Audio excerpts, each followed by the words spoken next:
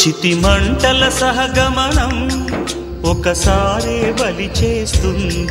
పతి విడిచిన సతిగమనం ప్రతి నిమిషం రగిలిస్తుంది.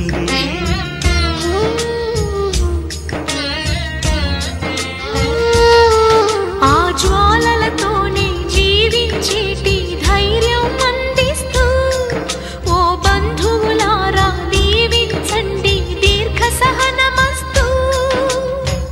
నువ్వు రామా మాంగల్యమా వివాహపు వేదికలో నిన్ను ముడేసిన నిన్నటి వేళ్ళకి విడాకుల వేడుకలో నేడు తెంపడం నేర్పడానికి.